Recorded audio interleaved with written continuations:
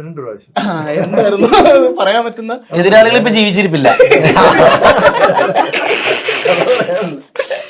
ഒന്നുമില്ല, ഞാൻ പൂനെയിലാണ് പഠിച്ചത്. അപ്പൊ അവിടെ ഈ ഗാങ് വാറും കാര്യങ്ങളൊക്കെ ബോംബെ അങ്ങനെയുള്ള ഏരിയയിലുണ്ട് അന്നത്തെ കാലത്ത്. ഇപ്പൊ ഒത്തിരി എല്ലാം മാറിപ്പോയി.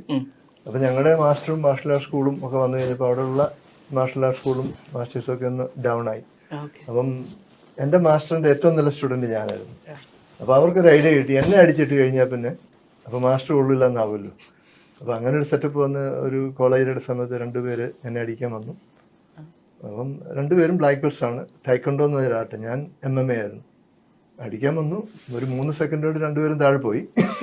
അങ്ങനെ പിന്നെ വേറൊരു സ്ഥലത്ത് ഇതുപോലെ അറ്റാക്ക് ഉണ്ട്, ഒരുപാട് കല്ലെടുത്ത് എറിയുകയും അങ്ങനെയൊക്കെ. പിന്നെ ഒരു 3-4 തവണ അങ്ങനെ സംഭവിച്ചിട്ടുണ്ട്. പിന്നെ ഞാൻ ഒരു പ്രാവശ്യം അത്ലറ്റിക്സിൽ പ്രാക്ടീസ് കഴിഞ്ഞാൽ എൻ്റെ ഇത് മാത്രമേ ഉള്ളൂ, സ്കിപ്പ് റോപ്പ് മാത്രമേ ഉണ്ടായിരുന്നു.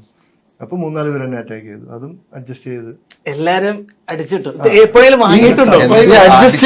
അടിച്ചു ഇട്ടിട്ട് അവിടെ നിന്ന് ഓടി രക്ഷപ്പെട്ട് മുടിയൊക്കെ വളർത്തി ആളറിയാൻ വേണ്ടി ഇന്നത്തെ ബാബു ആന്റണിയിലെത്തി. വെച്ച് കണ്ണടൊക്കെ വെച്ച് ആ ഗുണ്ടകള് ഇപ്പോഴും പൂനെ തെരുവിലൂടെ ഇദ്ദേഹത്തെ അന്വേഷിച്ച് നടക്കുകയാണ് സുഹൃത്തുക്കളെ. അവിടെ നിന്ന് ഓടിച്ചാടി രക്ഷപ്പെട്ട് ചെന്നൈയിലെത്തി ഭരതേട്ടനെ കണ്ട് എന്നിട്ട് റഹ്മാന്റെ അടി മേടിച്ചു.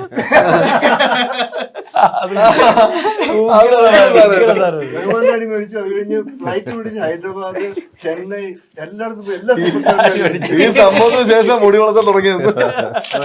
പിന്നെ എഴുന്നേറ്റ് ആരെങ്കിലും ഹിന്ദി സംസാരം അപ്പൊ മുടി എടുത്ത്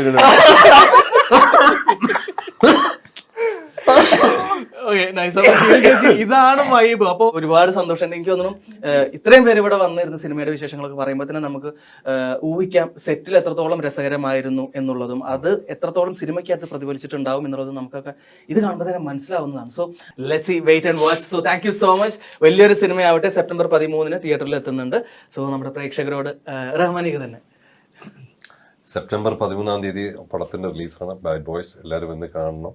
റഹ്മാനിക്കാരുടെ അടുത്താണ്. കാരണം ഞാൻ അടക്കമുള്ള ഒരുപാട് മലയാളികൾ ആഗ്രഹിക്കുന്ന ഒരു കാര്യമായിരുന്നു റഹ്മാനിക്കാട് ഇങ്ങനെ ഒരു കഥാപാത്രം, ഒരു പക്ക ആക്ഷൻ, ഒരു അടിപൊളി പടം. സോ അതിന് ട്രെയിലർ കണ്ടപ്പോൾ തന്നെ ഏകദേശം അതിന്റെ ഒരു ഊഹം നമുക്ക് കിട്ടിയിട്ടുണ്ട്.